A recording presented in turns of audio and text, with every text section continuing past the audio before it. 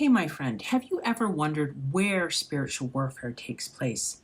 Because perhaps you felt a sudden heavy dark cloud roll right into your living room, or overwhelming anxiety hit your mind, and you thought, why is this happening here in my safe space? This can be so confusing because you want to know if you've done something wrong or if this is an active attack on your home front. Well, my friend, take heart, because by the end of today's episode, you'll know the exact locations where the adversary targets your daily life, how to guard the thresholds of your home, and how God turns your dark seasons into a powerful training ground. Stay tuned. Ordinary women, extraordinary faith. When God calls, we say yes. Hello and welcome back to the Arise Women of God podcast. I'm your host, Tamara K. Anderson. Well, my friends, today we're mapping out 4 specific battlegrounds where spiritual warfare takes place. First, the sacred spaces. Why the enemy targets your home and paradise. Second, the battlefield of the mind. How to capture and cast out those negative thoughts and self-talk right here from your mind. Third, the doorway and the daily walks, where we'll talk about guarding the thresholds, choices, and emotional centers of your heart. And finally, we're going to talk about the hidden cave seasons and how God fortifies your spirit in times of isolation. But first, let's kick it off by dispelling a major myth. Spiritual warfare doesn't just happen in dark, scary, abandoned places, although it can happen there. In fact, the adversary's favorite target is right in the middle of your daily peace. Let's examine this by looking at the very first spiritual attack in human history in Genesis chapter 3, verses 1 through 7. This attack didn't happen in a dark wasteland. It happened in the middle of paradise, in the Garden of Eden, in Eve's daily home environment while she was going about her day. So, my friends, spiritual warfare frequently attempts to breach our safest, most sacred spaces. Just because a heavy spirit or sudden argument shows up in your kitchen or over your dinner table, it doesn't mean you've failed as a mom or done something terribly wrong. It simply means the enemy wants to disrupt your peace and your family. As God warns us in Genesis chapter 4, verse 7, sin lieth at the door. The enemy waits right at the threshold of our doors, our decisions, and our family boundaries, constantly looking for an open door to slip inside. Once the adversary looks at your outer space, he tries to move into that inner space, your mind and your heart. In 2 Corinthians 10, 3 through 5, Paul writes, "For though we walk in the flesh, we do not war after the flesh, casting down imaginations and every high thing that exalteth itself against the knowledge of God, and bringing into captivity every thought," there's the thinking, "to the obedience of Christ." So, my friends, the primary battlefield of spiritual warfare, in my opinion, is usually right between your ears, in your thoughts. Your internal self-talk and your imaginations, as Paul calls it, where the enemy tries to throw subtle lies, shame, and doubt. After the adversary targets my thoughts in my mind, he often targets my heart. In Proverbs 4:23, God commands us, "Keep thy heart with all diligence, for out of it are the issues of life." The battle takes place right in your emotional center, where the enemy tries to plant quiet seeds of resentment, envy, bitterness, and worthlessness. So, my friends, guarding your heart and your mind is spiritual warfare. The devil usually capitalizes on moments when I am feeling stressed out.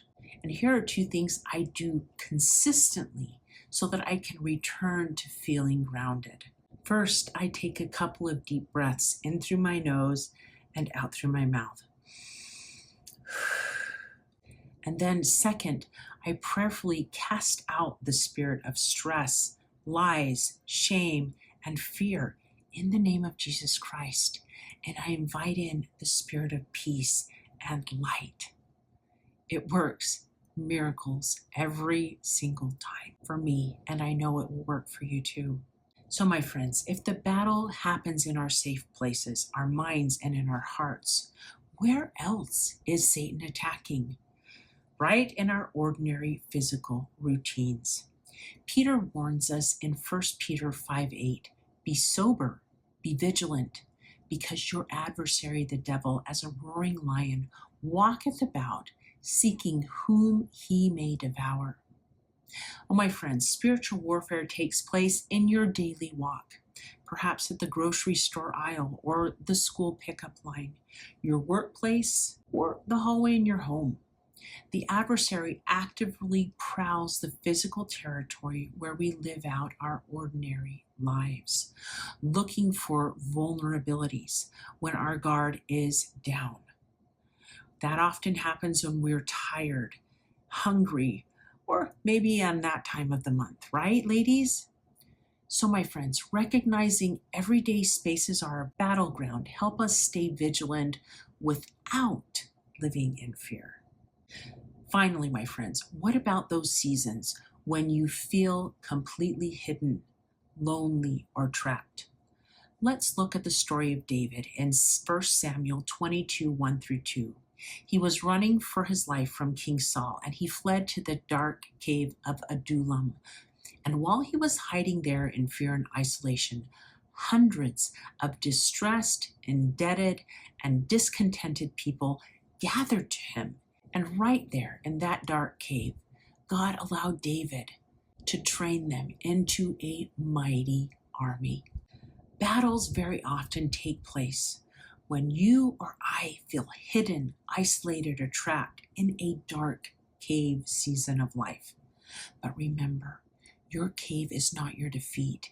It is your training ground. It is in those exact low, hidden places where God fortifies our spirit, deepens our prayers, and trains you and I to become mighty warriors of light, especially as we allow others in to help us.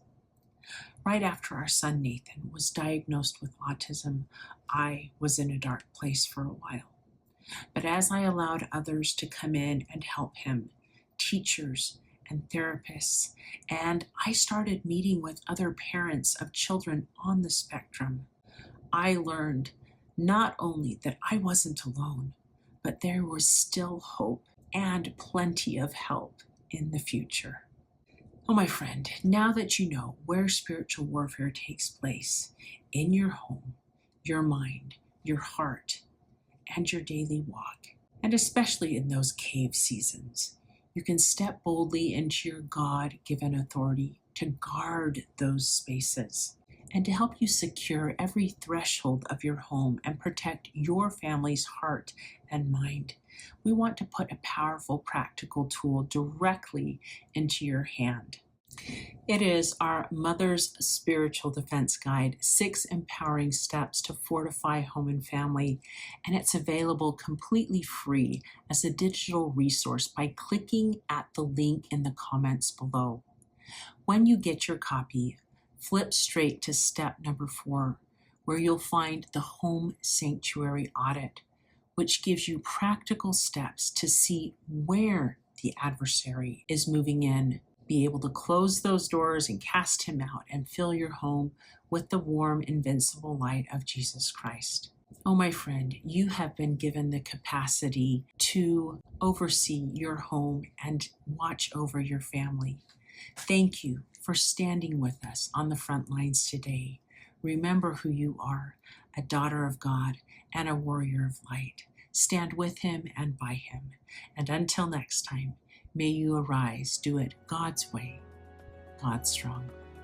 If today's episode helped you feel a little closer to God, please like and subscribe.